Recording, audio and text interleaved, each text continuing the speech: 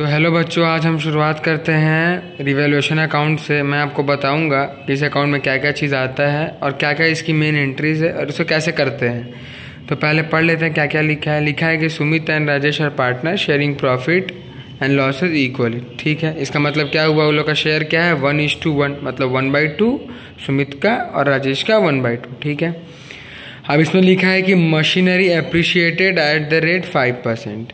अब machinery appreciated मतलब क्या, एप्रिशिएट का मतलब पहले समझिए। एप्रिशिएट का मतलब होता है बढ़ना।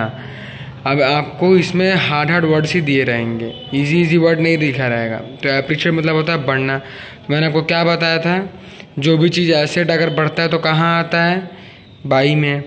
लायबिलिटी घटता है कहाँ आता है, बाई में। एसेट घटता है कहाँ आता है, 2 में। लायबिलिटी बढ़ता है कहाँ आता है, 2 में।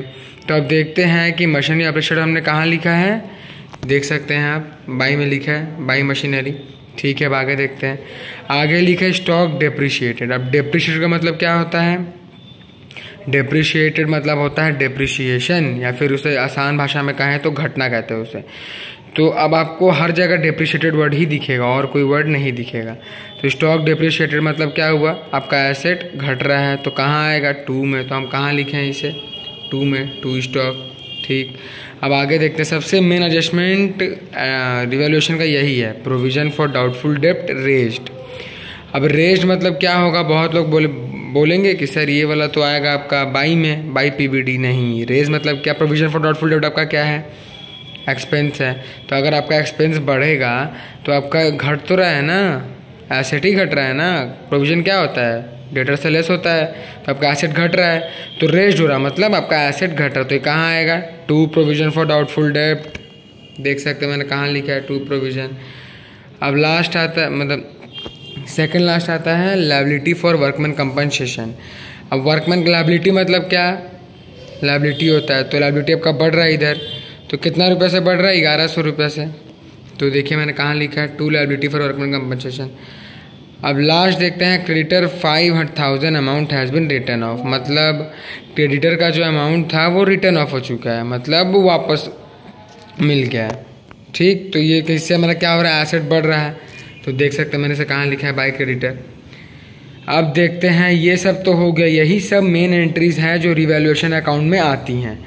यही सब मेन है और ज़्यादा कुछ नहीं आएगा आपका, ज़्यादा कुछ क्या ही आएगा। आ देगा कि बिल्डिंग एप्रिशिएटेड है, फिर बिल्डिंग डेप्रिशिएटेड आ जाता है। यही सब है, यही मतलब यही 5 मेन एंट्रीज हैं। अब देखते हैं जब आप ये सब कर लेंगे तो फिर आपका क्या आएगा। अब मेन आपको अपने टोटल किया, ऑलवेज अगर प्रॉफिट आ रहा है तो इस तरफ आएगा 2 में, अगर लॉस आ रहा है तो बाई में। तो आप ये मान के चले कि ऑलवेज प्रॉफिट ही आता है। सम एक्सेप्शनल केसेस में लॉस आ जाता है, मगर ऑलवेज प्रॉफिट ही आएगा। तो समझिए यहाँ पे अगर इतना अमाउंट है, समझिए 6,000 अमाउंट दोनों में है। ठीक है, तो पहले हम 6,000 लिख दिए, कितना भी अमाउंट हो, कुछ भी हो। ठीक है, तो आपका कम पड़ रहा है 6,000 रुपया। तो हम इसे कैसे बांटेंगे, 2 पार्टनर्स कैपिटल अकाउंट। ठीक है, प्रॉफिट। उसके बाद लिखेंगे सुमित 1/2 इंटू 6,000 और राजेश में 1/2 इंटू 6,000। अब आप बोलेंगे कि 1/2 कहाँ से आया, तो आप ये पढ़िए क्या लिखा है, Sumit and Rajesh are partner sharing profit and losses equally.